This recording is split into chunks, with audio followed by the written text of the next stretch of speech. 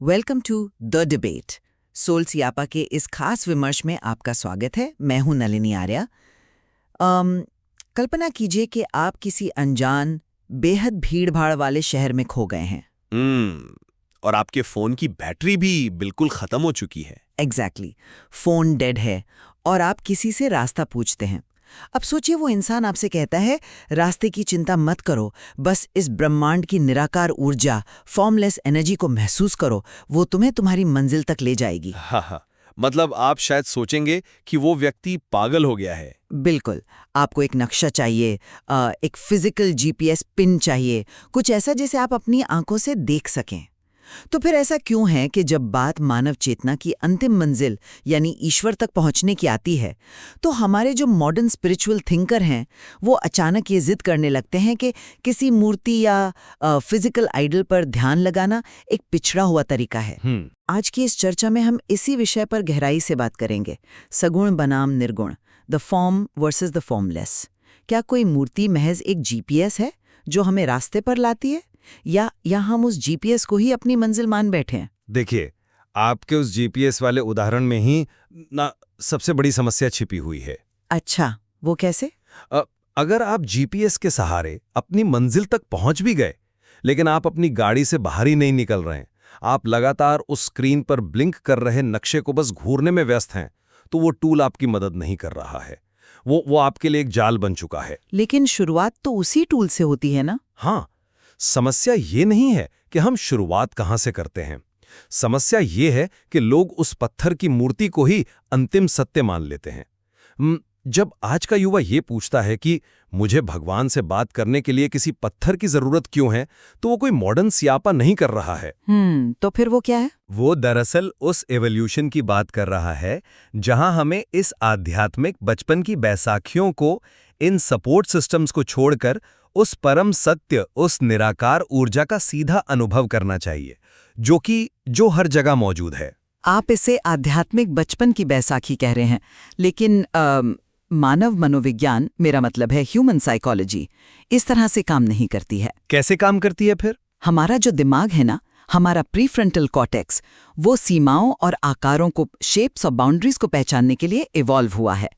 जब आप किसी से कहते हैं कि अनंत ऊर्जा पर ध्यान लगाओ, तो दिमाग असल में क्या करता है? वो उसे प्रोसेस करने की कोशिश करता है। नहीं, वो बस एक खाली अंधेरे कमरे की कल्पना कर लेता है। वो शून्य है, अनंत नहीं।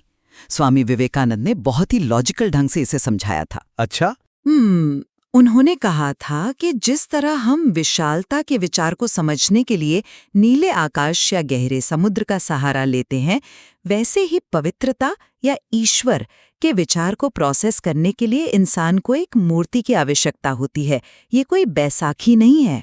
तो क्या है? ये हमारी आत्मा के लिए रीडिंग ग्लासेस की तरह है। एक ऐसा लेंस जो हमारा बिखरा हुआ ध्यान है ना, उसे एक बिंदु पर फोकस करता है। आप हवा को गले नहीं लगा सकते। मानव भावनाएं जैसे प्रेम, करुणा, समर्पण, इन सबको एक्सप्रेस करने के लिए कोई फिजिकल आलंबन चाहिए होता है। लेकिन देखिए, अगर आप दूर आसमान के तारों को देखने के लिए रीडिंग ग्लासेस पहनेंगे, तो आपकी आंखों की रोशनी और खराब हो जाएगी। हाँ, ये तो आपने शब्दों से खेल लिया। नहीं, सच में रीडिंग ग्लासेस पास की चीजों के लिए होते हैं, अनंत को देखने के लिए नहीं। विवेकानंद ने मूर्तियों के महत्व को स्वीकारा था, बिल्कुल स्वीकारा था, लेकिन उनका वो पूरा वाक्य ये था कि man is to become divine by realising the divine. यानी इंसान को खुद उस दिव्यता को महसूस करना है। अगर कोई व्यक्ति अपना पूरा जीवन केवल मंदिर की घंटी बजाने और मूर्ति को सजाने तक ही सीमित कर दे और कभी आंखें बंद करके उस आंतरिक मौन, उस मेंटल प्रेयर तक ना पहुंचे, तो उसका विकास वहीं रुक जाता है ना। ये बात तो मैं भी मानती हूँ कि विकास रुकना नहीं चाहिए, लेकिन और यही कबीरदास जी ने कहा था। उन्होंने साइकोलॉजी को बहुत पहले समझ लिया था। उनका जो कस्तूरी मृग वाला उदाहरण है, वो सिर्फ एक कविता नहीं है। हाँ, कस्तूरी कुंडले बसे। बिल्कुल, कस्तूरी कुंडली बसे मृग ढूंढे बन माही। हिरन अपनी ही नाभि से आ रही कस्तूरी की महक को ढूंढने के लिए पूरे जंगल में पागलों की तरह भागता है और अंततः थककर मर जाता है। जब हम ईश्वर को केवल एक विशेष दिशा, एक विशेष मंदिर या किसी विशेष मूर्ति में कैद कर देते हैं, तो हम भी उसी हिरन की तरह बाहरी कर्मकांडों में अपनी एनर्जी बर्बाद कर रहे होते हैं। जबकि वो अनहद नाद, वो कॉस्मिक वाइब्रेशन हमारे भीतर ही गूंज रहा है। देखिए, कस्तूरी मृग का उदाहरण सुनने में बहुत गहरा लगता है, लेकिन व्यावहारिकता के धरातल पर प्रैक्टिकलिटी में ये टूट जाता है। प्रैक्टिकलिटी में कैसे टूटता है? अगर वो महक हिरण के भीतर है, तो क्या सिर्फ ये जान लेने से कि अरे मैं ही कस्तूरी हूँ, हिरण की बेचैनी खत्म हो जाएगी? नहीं ना। उस कस्तूरी को खोजने के लिए, उस भीतर के सत्य तक पहुंचने के लिए एक प्रोसेस चाहिए। आप अनहद नाद सुनने की बात कर रहे हैं, जो एक बहुत ही एडवांस स्टेज है। लेकिन उस स्टेज तक पहुंचने का लक्ष्य तो होना चाहिए। हाँ, लेकिन भगवत गीता के 12वें अध्याय में कृष्ण इस बात को बहुत स्पष्ट रूप से एड्रेस करते हैं। वो कहते हैं क्लेशो अधिकतरस्तेषाम अव्यक्तासक्त चेतसाम। इसका अर्थ भी समझा दीजिए। इसका सीधा अर्थ ये है कि जब तक हमारे भीतर देहाभिमान है, यानी जब तक हम खुद को ये शरीर मानते हैं, जब तक हमें भूख लगती है, दर्द होता है, क्रोध आता है, तब तक उस अव्यक्त निराकार सत्य पर ध्यान केंद्रित करना भयंकर क्लेश या पीड़ा का कारण बनता है। अच्छा, तो आप कह रहे हैं कि निर्गुण की साधना कष्टदायक है? बिल्कुल। एक आम इंसान के लिए सगुण उपासना या साकार रूप की भक्ति उस क्लेश को बाईपास करने का एक साइकोलॉजिकल हैक है। ये कोई अंधी श्रद्धा नहीं है। जब नवधा भक्ति के तहत कोई व्यक्ति कीर्तन करता है, तो वो दरअसल अपने ब्रेन के डोपामाइन और लिम्बिक सिस्टम को एक सुरक्षित और सात्विक दिशा में चैनलाइज कर रहा होता है। ये भटकाव नहीं है, ये एकाग्रता की साइंटिफिक ट्रेनिंग है। बाईपास करने का साइकोलॉजिकल हैक, देखिए यही सबसे बड़ी समस्या की जड़ है। क्या समस्या है इसमें? आप जिसे हैक कह रहे हैं ना, वो धीरे धीरे इंसान का कंफर्ट जोन बन जाता है। लोग ईश्वर तक पहुंचने के लिए शॉर्टकट ढूंढते हैं और फिर उस शॉर्टकट को ही अपना धर्म मान लेते हैं। मैं इसे शॉर्टकट नहीं कहूंगी, ये एक सीढ़ी है। लेकिन आप गीता का संदर्भ दे रहे हैं, जबकि निर्गुण परंपरा ये मानती है कि ये बाहरी दुनिया माया है। माया का मतलब कोई जादू टोना नहीं है।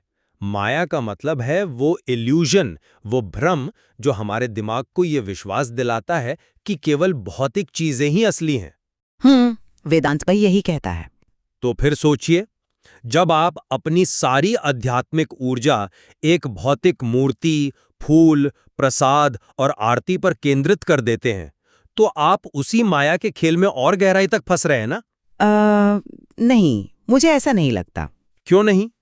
ये स्थूल पर इतनी अधिक निर्भरता इंसान को सूक्ष्म से दूर कर देती है, फॉर्मलेस से दूर कर देती है। नतीजा क्या होता है? लोग मंदिर के अंदर तो बहुत पवित्र महसूस करते हैं, लेकिन मंदिर के बाहर आते ही उसी ईश्वर के बनाए इंसानों से नफरत करने लगते हैं। ये तो इंसानी कमजोरी है, इसमें मूर्ति की क्या गलती? क्योंकि उन्होंने ईश्वर को उस पत्थर में कैद कर दिया है। ये आइडोलेट्री का, मूर्ति पूजा का सबसे खतरनाक रूप है, जहां टूल हमें आजाद करने के बजाय हमारी चेतना को सीमित कर रहा है। ओके, यहाँ मुझे आपको रोकना पड़ेगा। आपको आइडोलेट्री और मूर्ति पूजा के बीच के बुनियादी फर्क को समझना होगा। अच्छा, दोनों एक ही तो है? नहीं, बिल्कुल नहीं। पश्चिमी अब्राहमिक धर्मों में आइडोलेट्री का मतलब है एक झूठे भगवान की पूजा करना, जो उस एकमात्र ईश्वर का प्रतिद्वंदी हो। लेकिन हिंदू दर्शन में, विशेषकर वेदांत में, मूर्ति पूजा ये बिल्कुल नहीं है। तो फिर क्या है? हिंदू अमेरिकन फाउंडेशन इस बात को बहुत स्पष्टता से समझाता है कि हिंदू धर्म में कोई भी ये नहीं मानता कि भगवान सिर्फ, और मैं सिर्फ पर जोर दे रही हूं, सिर्फ उस पत्थर में है। वो पत्थर उस सर्वव्यापी ब्रह्म का एक मैनिफेस्टेशन है, एक सचेत प्रकटीकरण है। क्या आपने कभी सुई में धागा डालने की कोशिश की है? हाँ, बिल्कुल की है। धागा बहुत लंबा होता है ना? लेकिन उसे सुई में पिरोने के लिए आपको अपनी आंखों का पूरा फोकस उस 1 मिलीमीटर के छेद पर लगाना होता है। सही बात है। सगुण रूप वही छेद है। आप पूरी दुनिया में ईश्वर को देखने की बात कर रहे हैं, लेकिन जो व्यक्ति एक सुंदर मूर्ति में, जहां सब कुछ शांत और पवित्र है, वहां ईश्वर को नहीं देख सकता, वो दुनिया के जटिल और क्रूर इंसानों के भीतर ईश्वर को कैसे देखेगा?